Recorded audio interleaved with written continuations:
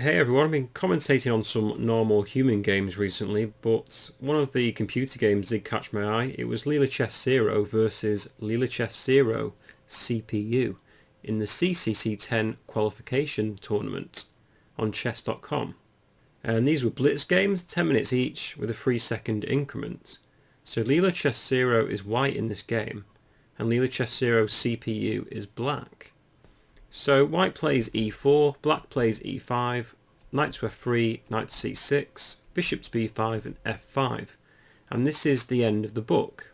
So the first move that Leela0 plays is d3, defending the e4 pawn. Black captures this and white recaptures. And knight to f6 is played, hitting the pawn on e4. But white just ignores this and just castles. And this is because if now black takes on e4, white can play queen to e2 with some serious damage to do in black's centre. For instance, if d5, white can actually play knight takes e5 and the knight on c6 is pinned, so white's won their piece back with immense counterplay. If bishop d7, white can continue with queen h5 check, and if g6, play knight takes g6 because the h pawn is actually pinned by this queen. So of course Leela0 CPU is too good for that and plays d6 in this position, protecting the e5 pawn. And now I think white plays an interesting move. They drop the bishop back to c4. So this stops black from playing bishop to e6 and may even stop black from castling at a later date. I just found that move very interesting because it's already been committed to b5.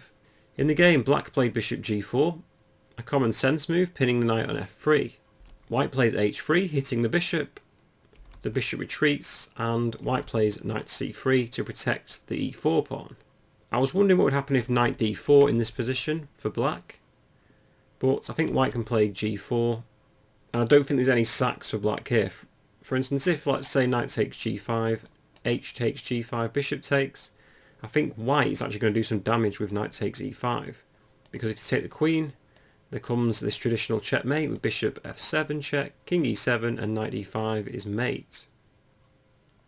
Alternatively, after g4, black can play knight takes f3, but still after queen takes, bishop g6, the best move according to Stockfish is a4, and white's still winning this position.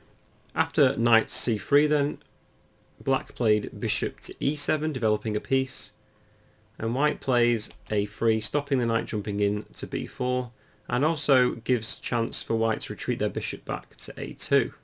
But now Leela0 CPU did actually play knight to d4, hitting the knight on f3, which is pinned by this bishop. So white plays g4, as we discussed previously, and black takes on f3 with check, the queen recaptures and the bishop retreats to g6. But now white gains some serious play with g5, hitting the knight on f6. The knight retreats back, and here white can play an array of moves. In the game he played queen g4, but actually Stockfish claims queen g3 is ever so slightly better. After rook f8, white can play f4, and if captures, take with the bishop, black plays knight to e5, and white captures, d takes, rook takes f8, bishop takes f8, and white can play rook to d1 with a better game. Black can play bishop d6, but then queen g4, and actually white here is dominating the white squares and has some very nicely placed pieces. In the game though, white played queen to g4, and because he can't castle, black played rook f8, gaining space on the half open f-file. White continues development with bishop to e3, and black plays bishop f7, trying to get rid of white's best piece. White takes this, the rook recaptures, and the knight jumps in to d5. Black hits this knight with c6, and white captures the bishop on e7, the queen recaptures, and white plays rook a d1, trying to focus fire on this d6 pawn in the centre. Aesthetically I thought black should maybe castle here, but actually this is a terrible move. This is due to the fact that now white can play rook to d3 and is probably going to double rooks on the d file. If king c7 for instance, rook fd1, knight to f8, the rook holds on to the d6 pawn. But now comes a very clever move that white can play, bishop c5. And black can't capture this because then the rook on d3 will take the rook on d8. Black can play rook f4, but then white just plays queen g3, and black is pretty much forced now to capture this bishop and give up the exchange. So d takes c5, rook takes d8, knight e6, and white can play check and forcing the exchange of the queen for 2 rooks, and white's in a much better position in this endgame. So instead of castling queenside, black decided to play knight to c5, hitting the pawn on e4. I'm possibly going to play knight to e6 at some point, maybe the knight to f4, so gain some nice squares for this knight in the centre. White plays rook d2, preparing to double. Black plays knight to e6, as we anticipated, and white doubles, attacking this d6 pawn. Instead of castling queenside though, black plays rook to d8 to defend it, and white now tries to gain some space with b4. Bishop takes a2 may have been an idea, but actually white loses now to knight takes g5. So black wins their pawn back and is now threatening moves like rook to f4 and knight takes h3 is on the cards eventually as well. Maybe even rook to f3 for black actually as well. So instead of taking this pawn and going pawn grabbing, white plays b4 and leaves their bishop to protect this g5 pawn. Black plays b5, protecting this pawn on a7, and c3 from white.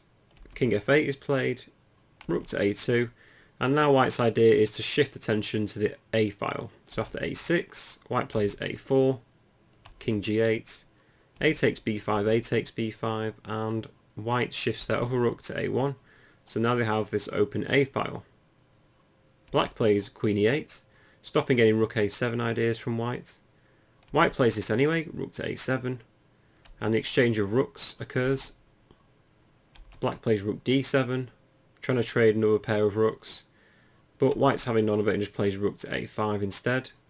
But black uses this to their advantage and now continues with rook f7 with the half open f file. White plays queen d1, hitting the pawn on d6. Black plays queen d7 to defend, and now queen e2 is played, rook to f8, and white plays rook a7 again, hitting the queen. The queen retreats to d8, so now attacking this g5 pawn. White plays queen to g4, protecting the pawn, hitting the knight on e6. Queen e8 protects the knight, and they go back again, queen d1, hitting the pawn on d6 again. And black again plays queen d8, defending the pawn, and again hitting this g5 pawn with the knight and queen. White plays queen g4 again to protect and attack. Attacks the knight and protects the pawn. Again queen e8, and instead of playing queen d1 again, white plays h4, protecting the pawn and g5 with another pawn. Black plays rook f7, white retreats the rook back to a3, and black plays g6. So white now tries to open things up a bit with h5. G takes h5 is played, queen takes, and now they play knight to f8, preparing maybe knight g6. White plays queen h3, and now rook g7 from black. So both sides are very even here. Black's pretty much pinned this g5 pawn, and black's got no issues defending this position at the moment. White plays king f1 to get off this open g file, and black plays queen to f7. So maybe preparing ideas like queen c4 check. White plays rook a8, pinning this knight on f8. Black does indeed play check, and white moves the king back to g1. Black may have been tempted with queen takes c3 here, but this actually loses to an amazing array of moves. White can now play rook takes f8 check. Once the king recaptures, they can play queen to c8. After king f7, which is forced, just queen d7 check. And if king f8, white can take on d6. After rook e7, white should play king to g2, and bishop c5 is coming, and it's really hard for black to defend this position, even though they're exchange up. For instance, if king to f7 to get off this pin, black just plays bishop c5 anyway. And the idea is now that there's queen f8 ideas, there's queen f6 ideas, and queen h6 ideas leading to mate against black's king.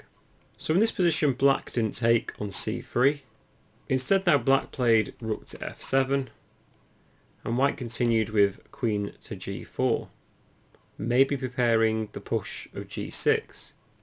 Black now does actually take on c3, and this is allowed now because rook takes the knight would be met with rook captures as well. So white plays king h2, black plays king g7 to get off his pin, and white plays queen to h4. Black goes back with king g8, queen g4, king g7, and white plays queen to h3. But here now black actually makes a fatal error. They play the move queen to c4, which now actually loses for black.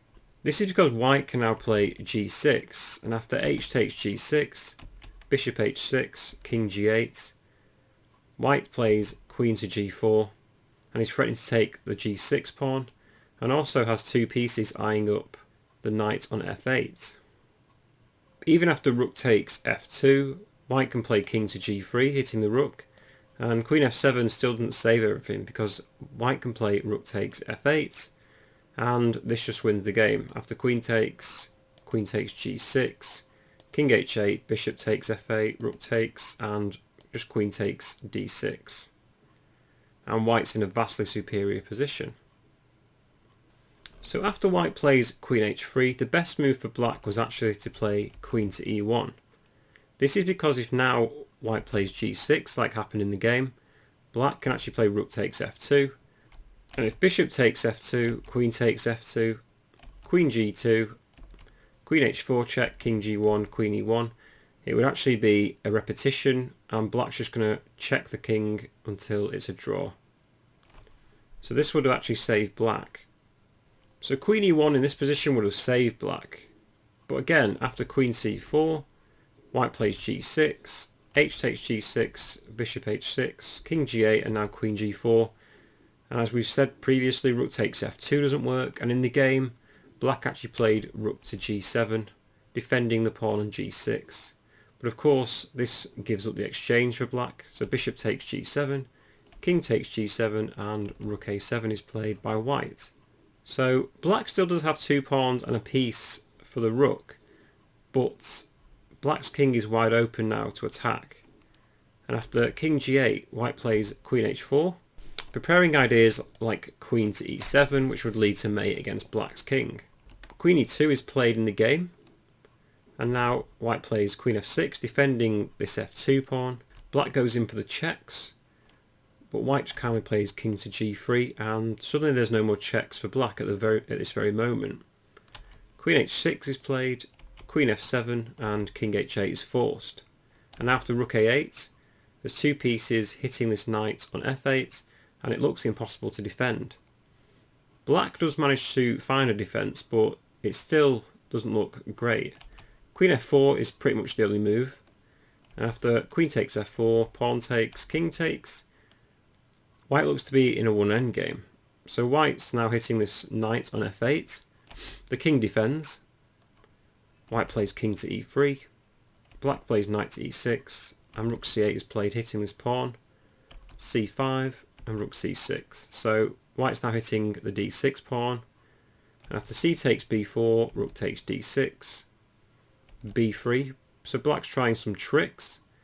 For instance, if maybe if white takes this knight, the pawn is going to queen.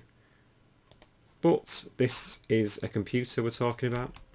So in the game, Leela calmly plays rook to b6. Knight c7 is played by black, but now king d2. And white's just going to pick up these pawns. After king g5, the king takes the pawn, the king f4, rook takes g6, king takes e4, king b4, and white now plays a good move, rook f6, holding on to this f2 pawn, which will be very important. King e2, rook f7, hitting the knight. The knight's forced to move, and white now captures black's last pawn. So white now has at least a draw. But after knight c3, king c6, knight to e4, white now tries to push their pawn up the board. So after king f4, king d5. Black plays knight g5, hitting the rook. And after rook f6, king g4 and king d6. This allows knight to e4, but white's not too worried, because after king e5, in the game, knight takes f6 is played, king takes f6, and white now gets Well, he doesn't get a queen, they get a rook. So white's going to make black with a rook and king. And does it quite efficiently. King g5, rook f5, king g4, king f6, king g3, and of course after king h4 they play the correct move, king f3, king h3, and Leela0 checkmates Leela0 CPU with rook h5. So a very interesting game there, where the original version of Leela overcomes their CPU successor, let's say. And obviously the key position was this. This is where black dropped the ball. Of course we discussed it before, but queen e1 would have actually been fine for black, and this is actually given dead even by Stockfish 10. But still, this was a 10 minutes plus 3 blitz game, and I feel like both sides did make some slight errors in judgment. I think if white had more time, they would have actually been able to crush black a lot sooner, to be quite honest. But anyway, this was a very interesting game. Please drop me a like, comment or subscribe to the channel if you want to watch more chess videos in the future. Please also suggest some games that you'd like to see me analyse as well. Or maybe if you want to send me some of your own games to look at, I'll be happy to do that. Anyway, hope to see you very soon. See you next time.